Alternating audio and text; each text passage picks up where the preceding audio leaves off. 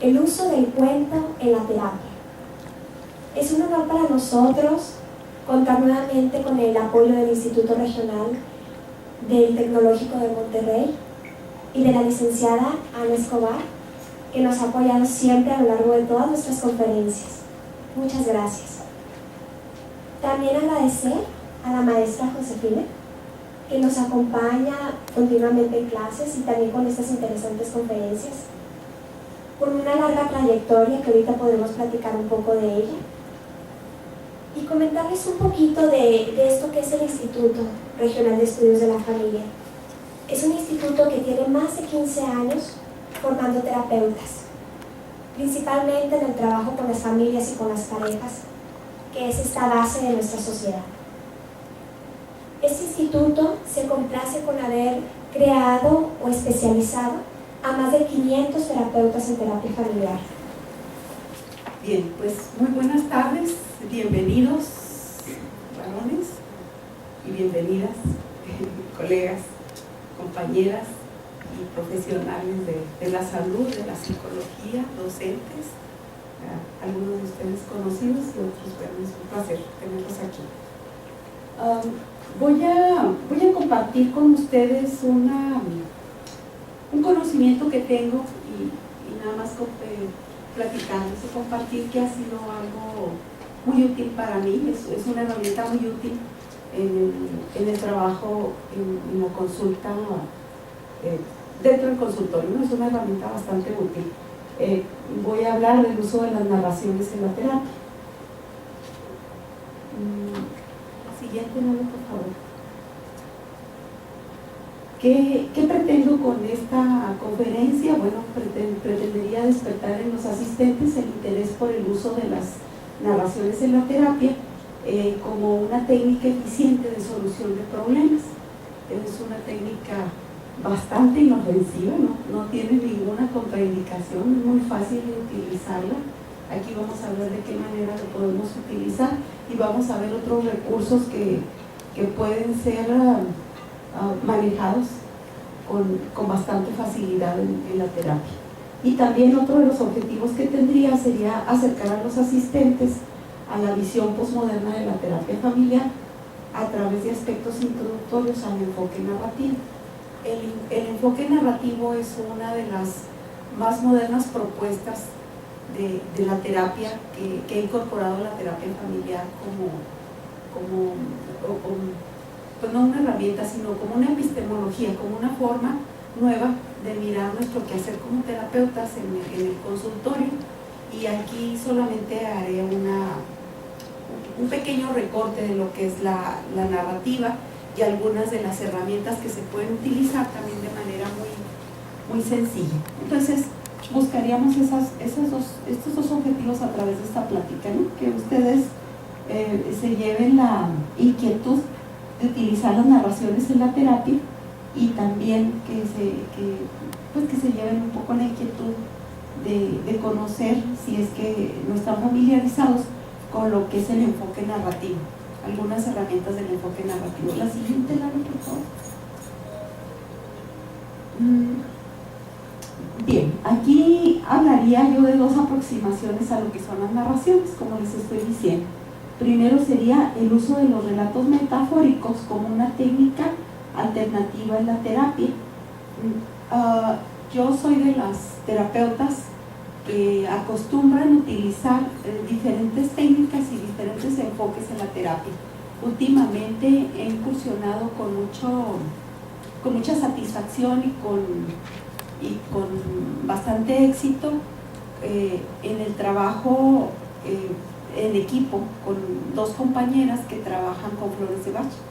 Entonces, simultáneamente al trabajo que yo hago como terapeuta en el consultorio, alguna de mis compañeras administra tratamientos de microdosis con flores y nos está yendo bastante bien. Entonces yo trabajo una terapia un poquito más a largo plazo, centrada en el cambio en el sistema, y mis compañeras trabajan más enfocadas en los síntomas. Entonces, aquí cuando digo que como técnica alternativa, me refiero a que no es lo único que yo utilizo en la terapia. Bueno, hay diferentes formas de trabajar. Esta es la forma que yo acostumbro trabajar en la consulta, ¿no? Me gusta utilizar lo que en ese momento siento que le viene bien al paciente. Y el enfoque narrativo, que considera que no son los hechos los que producen el malestar, sino la forma como nosotros interpretamos esos hechos. Es decir, el enfoque narrativo dice: nosotros somos lo que nos contamos. Es decir, los síntomas dependen o están íntimamente vinculados o relacionados con las historias que nosotros nos narramos. Vamos a suponer, vivo un hecho violento, un asalto, ¿verdad? Voy en la mañana rumbo a mi trabajo y de repente alguien se para, me detiene, me baja del auto, se lleva el auto, vivo un asalto. La historia que yo me cuente acerca de eso, o sea, qué tremendo, pude haber perdido la vida, qué desafortunada soy, qué país tan grave tenemos, qué ciudad tan violenta es esta, estamos al borde del cataclismo como humanidad. O bien pude haberlo tomado como un hecho, o sea, un evento que me pasó, un evento desafortunado que me trastornó. Entonces, esa historia que yo me cuente acerca de determinado hecho es lo que va a determinar la presencia o la ausencia de síntomas. Eso es lo que nos dice una parte de lo que es la narrativa, ¿verdad? Son los relatos que nosotros nos contamos lo que puede hacer que se genere un malestar o que no se presente ese malestar, o que el malestar se quede establecido en la vida del individuo de manera indefinida, o que sea un malestar que pueda procesarse y desecharse, ¿no? La siguiente, Lalo, por favor. Bien, entonces estaríamos hablando ahorita de lo que son las narraciones, de la primera parte que pone aquí, lo que son las narraciones en la terapia. La siguiente, por favor. El cuento, nosotros sabemos que los cuentos son recursos de aprendizaje, o son recursos literarios o recursos narrativos, pero no sé si en alguna ocasión ustedes se habrán puesto a pensar que son universales y que han acompañado a los seres humanos desde el inicio de la humanidad. Entonces el cuento es universal en todas las culturas, en todas las religiones, en todas las diferentes historias de cada pueblo, en todos los pueblos, desde que la humanidad inició hasta la actualidad, encontramos la presencia de los cuentos. El ser humano cuenta cuentos desde que tiene la facultad de organizar y exponer verbalmente sus ideas. Por allá en los albores de la humanidad, ¿verdad? Cuando todavía no se definía muy bien que los seres humanos éramos seres culturales, ¿verdad? Cuando veíamos que existían los antecesores de los seres humanos actuales, de los humanos modernos, pues nos vamos a encontrar los antecedentes del cuento, ¿verdad? Cuando se daban estos inicios de empezar a exponer verbalmente ideas, seguramente los hombres de las cavernas, ¿verdad?, compartían con sus hijos algunas historias. Tanto el conocimiento formal como toda la sabiduría humana se ha transmitido a través de cuentos de muy diferentes formatos, ¿no? Lo que son las parábolas en el Nuevo Testamento, los cuentos sufis, relatos de Buda, cuentos tradicionales, leyendas, cantares, poemas, fábulas, metáforas. Todo eso se ha encontrado en todas las culturas y en todas las religiones. Además, en los diferentes campos disciplinarios, ¿verdad?, en el arte, en la ciencia, en la literatura, en la terapia, en la psicología, en la religión, en el cine, en el teatro, en la televisión, siempre encontramos contadores de cuentos, ¿sí? Y nosotros mismos en nuestras casas, ¿verdad?, si tenemos niños, o en nuestra propia infancia, pues nos podemos remitir a cuentos que se nos contaban. En mi familia, mi padre nos contaba un cuento interminable, un cuento sin fin. Un gato con los pies de trapo y los ojos al revés. ¿Quieres que te lo cuente otra vez? ¿Y qué contestaba? Sí. Y este era un gato con los pies de trapo y los ojos al revés. ¿Quieres que te lo cuente otra vez? Sí. E infinito, ¿no? Interminable. El otro lado, por favor. Aquí tenemos una frase que dice: el don que ha hecho evolucionar a la especie humana es precisamente la capacidad de imaginar. Es decir, la posibilidad de transformar al mundo, de transformarnos a nosotros mismos, a cada uno de nosotros, de transformar a la humanidad. Entonces decimos, los cuentos han acompañado a los seres humanos desde el inicio de la humanidad. ¿Por qué? Porque tenemos esa capacidad de imaginar, de crear, de fantasear. La creatividad pues es uno de los dones más maravillosos de los seres humanos. La siguiente, Lalo, por favor. Pero ¿qué es un cuento? ¿Verdad? ¿Qué es un cuento? Es el relato de una historia que en un principio pudo haber sido solamente una historia oral.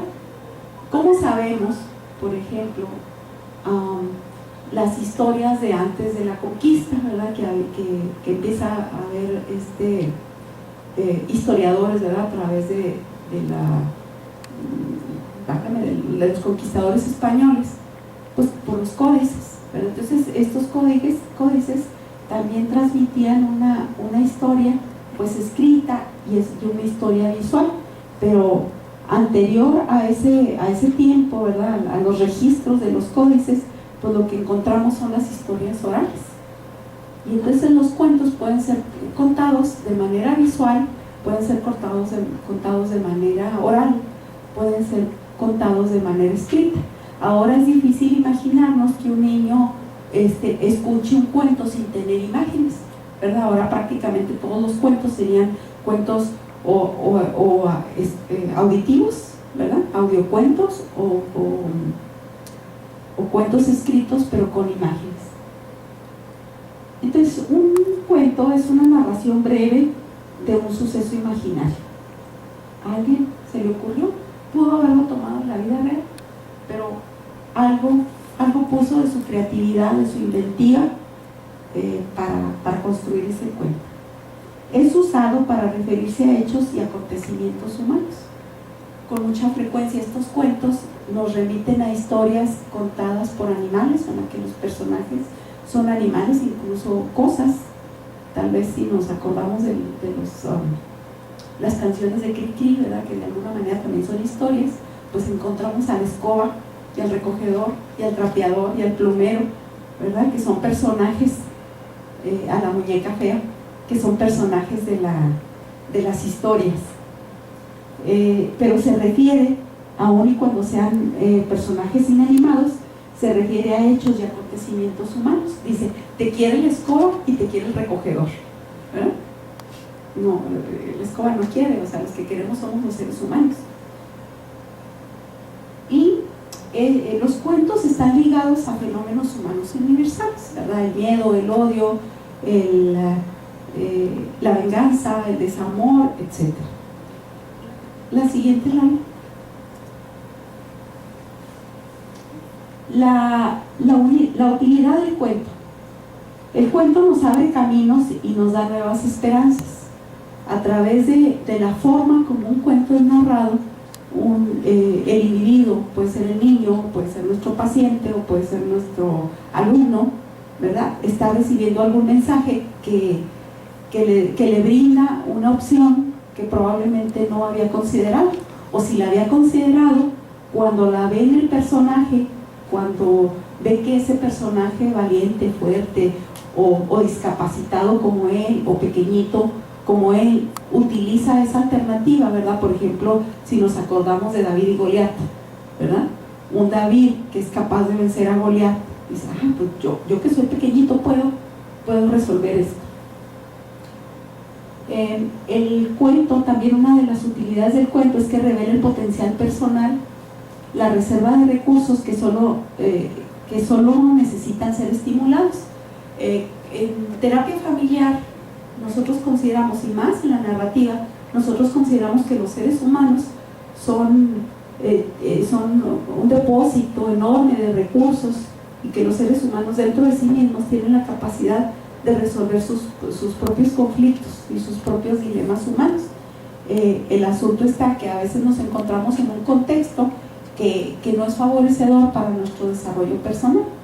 Vamos a suponer, si yo estoy viviendo en un ambiente en el que vivo acoso, siempre se me está molestando, se me devalúa, etcétera, pues lejos de sacar adelante mis recursos, lo que voy a sacar es como la parte más fea de mí, ¿sí o no? Entonces el cuento revela ese potencial personal, ¿verdad? Nos acerca, nos estimula a que desarrollemos ese potencial. Y el oyente, y a veces el narrador, ¿verdad? El oyente, y con frecuencia también el narrador, se identifica con el personaje y va aprendiendo a superar los obstáculos que le impiden crecer, que es lo que les decía ahorita, ¿verdad?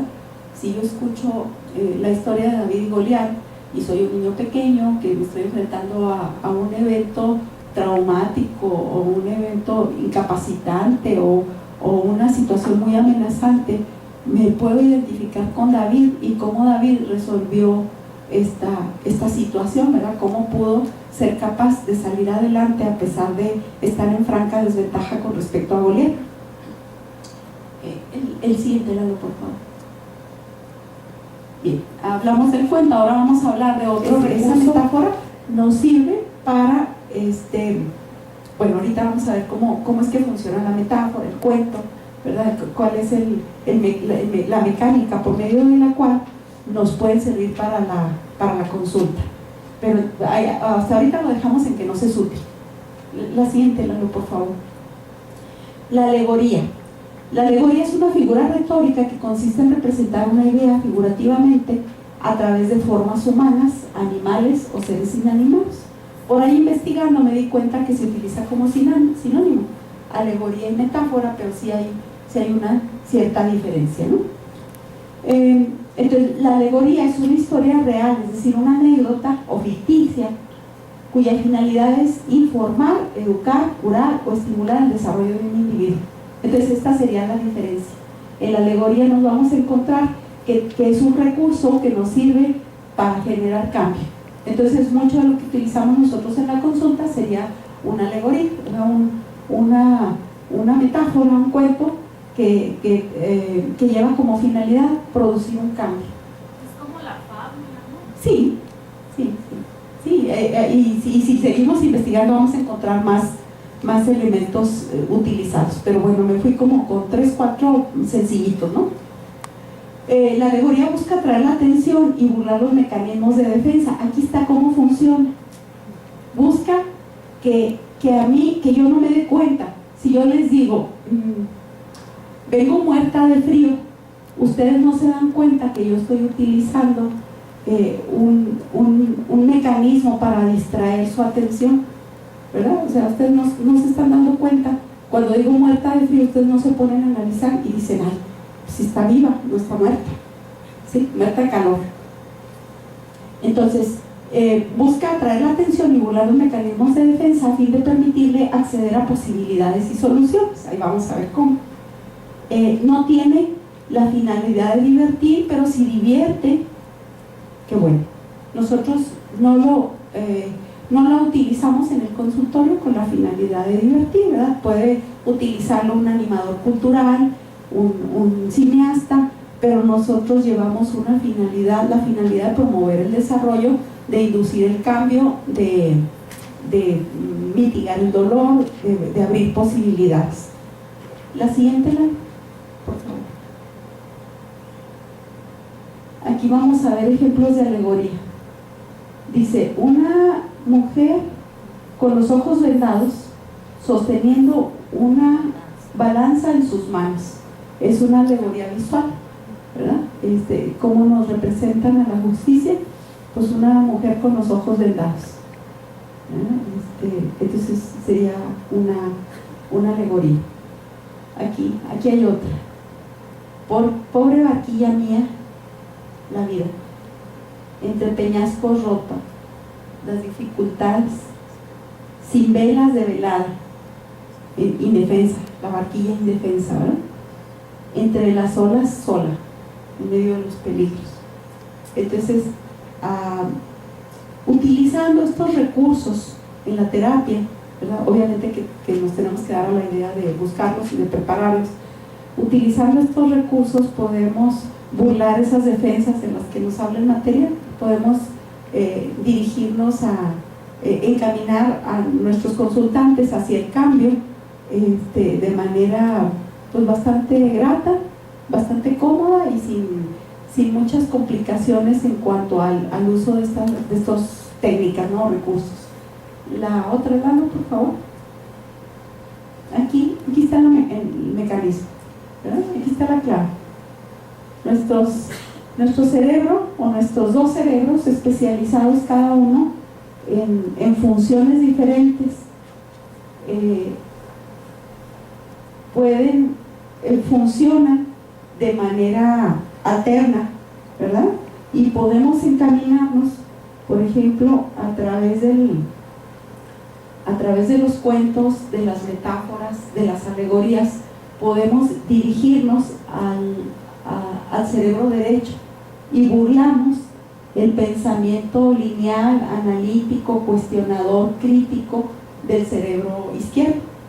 Es decir, mientras si yo le estoy diciendo, por dar un ejemplo, si yo le estoy diciendo a un consultante o una consultante, si yo le digo, bueno, mira, sería muy conveniente, te voy a dejar de tarea que dialogues con tu esposo sobre este tema y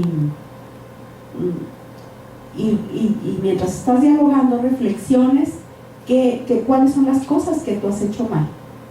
Estoy dirigida aquí, ¿sí? ¿Estamos de acuerdo? Estoy dirigida estoy hablando con el cerebro izquierdo, porque yo estoy dejando una tarea que está como muy lógica, muy clara, muy ordenada, muy específica.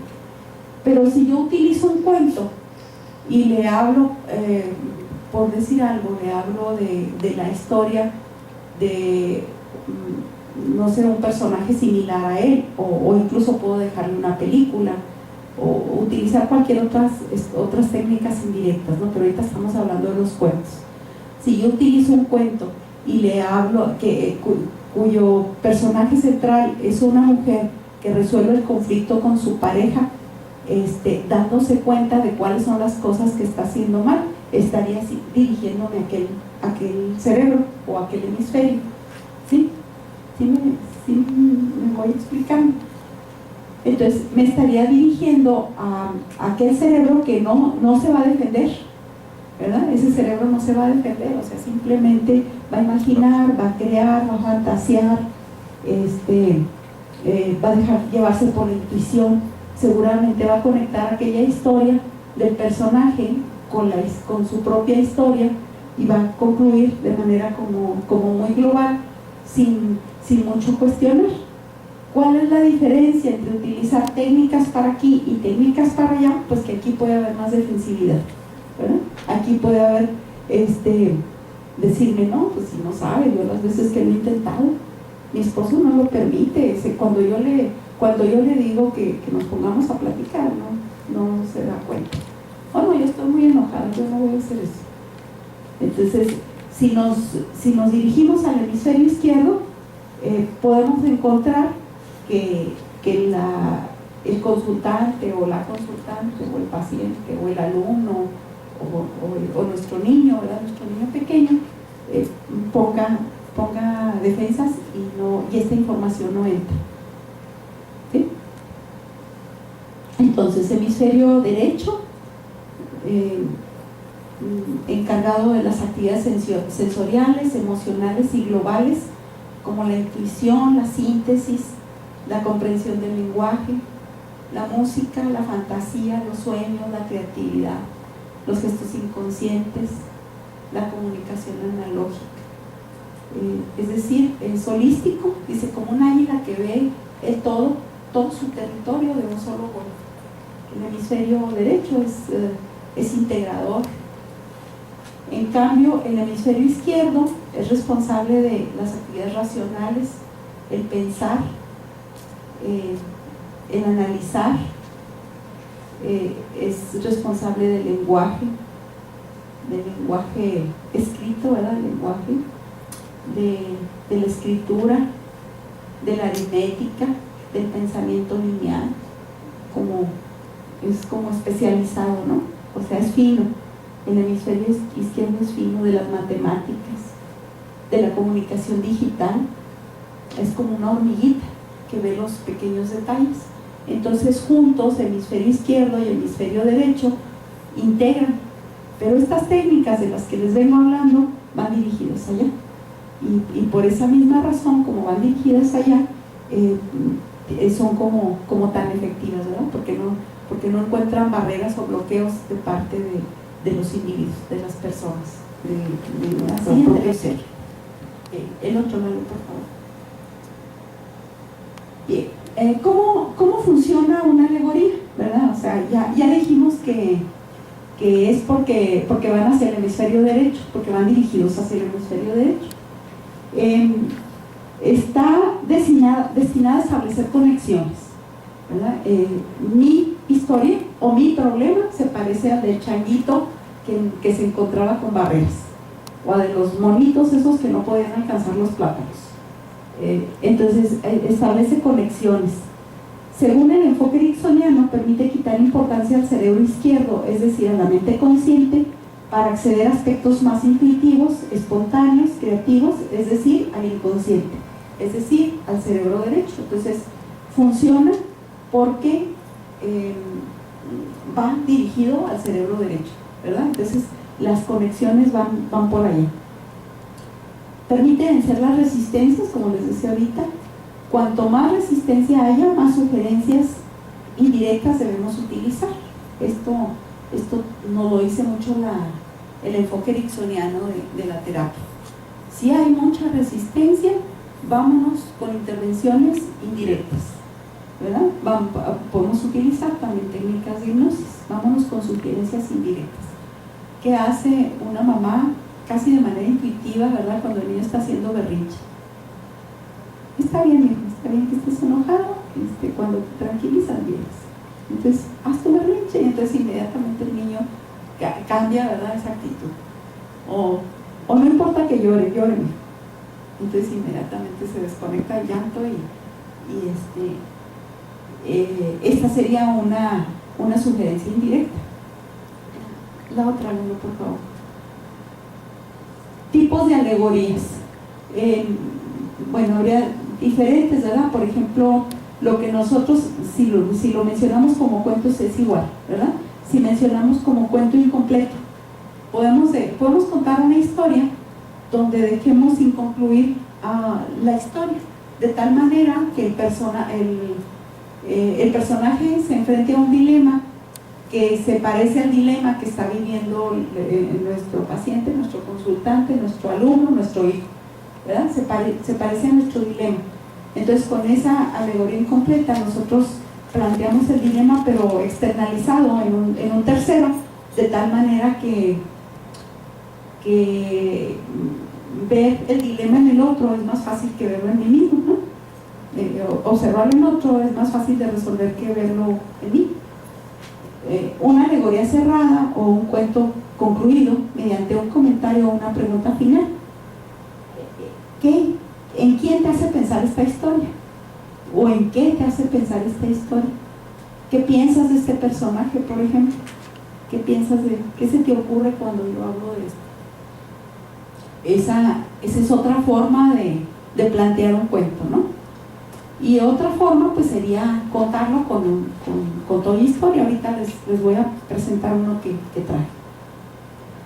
También tenemos alegorías visuales o participativas que permiten tomar parte al niño, ¿no?, o al paciente o al joven, etcétera, de una actividad. La siguiente. Las ventajas de las alegorías según Jeffrey Say. No son amenazantes, ya se los decía yo al principio.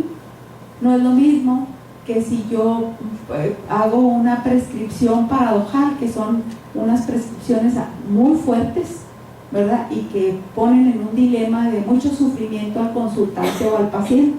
No es lo mismo si hago una prescripción paradojal que si narro un cuento, como decimos, va al hemisferio derecho y pues es hasta grato, ¿no? Son seductores. Un cuento es seductor, ¿verdad? O sea, un buen narrador, alguien que tenga una buena voz o que vaya entrenando su voz para hacer una buena narración, seduciría al lector o al escucha.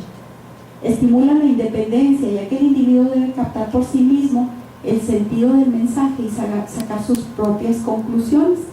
No sé si les haya tocado trabajar con quien trabaja en consulta, si se habrán dado cuenta que a veces narra uno una historia y hace preguntas pensando que nos van a contestar una cosa y nos contestan otra totalmente diferente.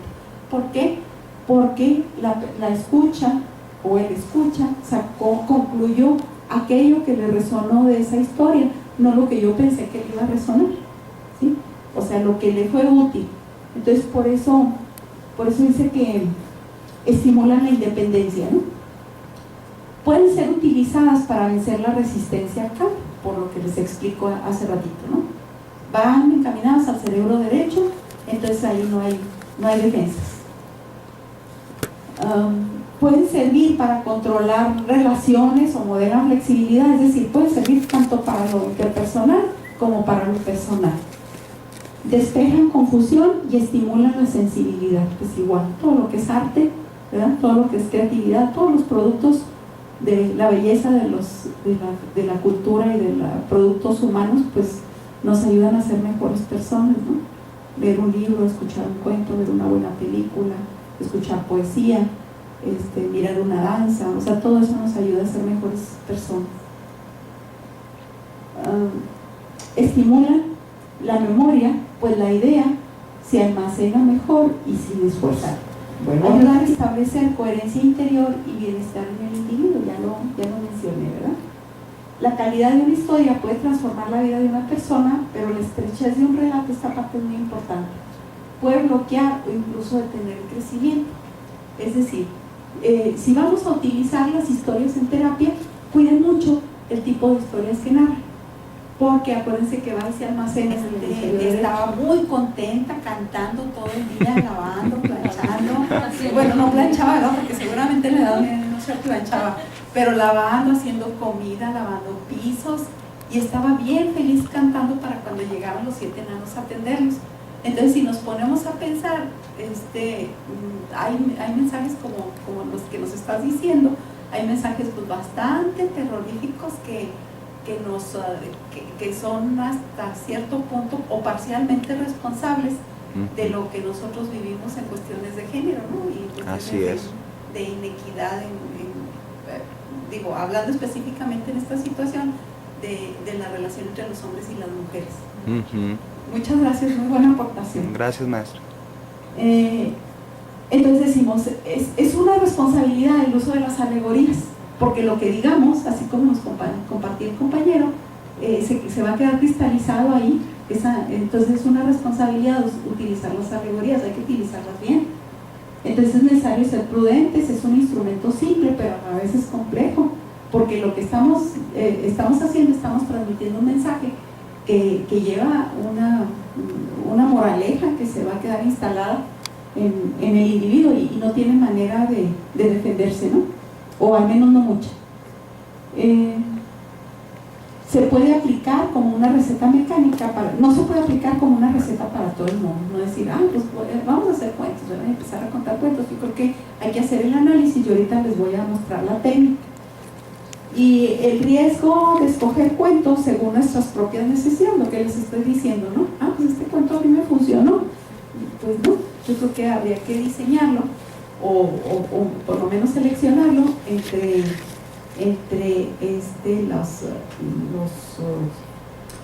los recursos que tengamos, seleccionarlo muy bien para el individuo o la persona que necesita de ese apoyo. La siguiente, Lalo, por favor. Bien, ¿cómo se construye un cuento o una alegoría, ¿verdad? que llevaría el propósito de educar o de curar? ¿Cómo se construye? Bueno, tenemos un oyente que está en una situación problema, vamos a suponer una mujer que vive una situación de maltrato. Tenemos esta persona que vive una situación problema y tenemos una situación deseable, quiere salir de esa situación, ¿verdad? Donde a lo mejor el esposo le dice que para qué trabaja o que el dinero que ella gana debería aportarlo a la casa en lugar de pintarse los labios, comprarse unos zapatos de tacón, etcétera, ¿no? Y allá estaría el cuento como recurso terapéutico. Tenemos una situación isomórfica.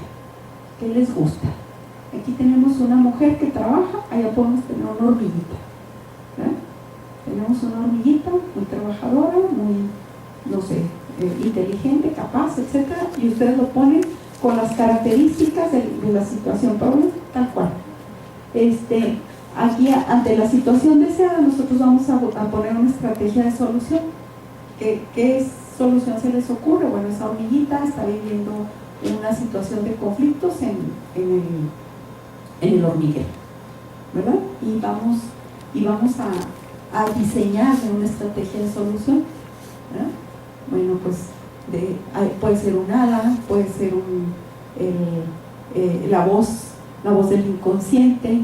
Desde el espacio sideral escuchó algo que le dijo, que le dio las soluciones, o adentro de sí misma, o apareció un mago, o apareció, no sé, que sería proponer las estrategias de solución. Y finalmente un final feliz, donde este personaje que se encontraba en una situación de problema allá va a resolver de manera adecuada eso. Así. Entonces el inconsciente no registra las negaciones, entonces siempre describirlo en términos positivos. El objetivo de enunciarse en términos sensoriales. Es muy importante detectar cuáles son las modalidades de aprendizaje o de relación con el mundo de nuestro consultante o nuestro paciente, ¿verdad? Es visual, es kinestésico, es auditivo. Entonces, de esa manera, utilizar el canal que él o ella predominantemente utiliza. El quiero ser feliz, dices claro, pero hay que especificar de qué modo se va a ser feliz. Es necesario que el oyente pueda ver, sentir, oír, entonces describir cómo es la felicidad, cómo se siente, cómo se escucha, cómo se toca la felicidad, cómo explicarlo en modalidades sensoriales. En cambio, el objetivo de la alegoría debe quedar vago. O sea, aquí debemos hacerlo muy específico. Esto lo tenemos que encubrir. Para estimular la creatividad, y las palabras empleadas no deberán ser precisas. Por ejemplo, utilizar términos como la gente, o el mago, o los aldeanos, o sea, que son elementos universales que todos, niños, niñas, adultos mayores, profesionistas, van a conectarse con estos elementos, ¿no? Son elementos universales. La princesa, el rey, el sapo, el príncipe, el mago, la voz interior. Utilizar verbos de acción sin precisar cómo esta acción es llevada para permitir la imaginación. Por ejemplo, esos verbos: llega, entra, hace, habla. La utilización de personajes del inconsciente colectivo, como el mago, la bruja, el príncipe, ya lo decía, ¿no? El sabio, el genio. Los arquetipos. Los arquetipos. Sí, personajes célebres, animales, ¿verdad? Que todo el mundo identifica y conoce. Entonces, esas serían como algunas reglas para la construcción de cuentos o alegorías. La siguiente, Lalo, por favor. Ahí les va una. Está sacado textual de un libro que les voy a poner al final. Dice, había un personaje, había una mujer que estaba en una etapa final de una enfermedad terminal, pero se estaba resistiendo mucho a dejarse llevar por la muerte, aceptar, a despedirse de su familia y aceptar su muerte, ¿no? Con mucho sufrimiento. Entonces ahí les va la historia. ¿Quién me ayuda?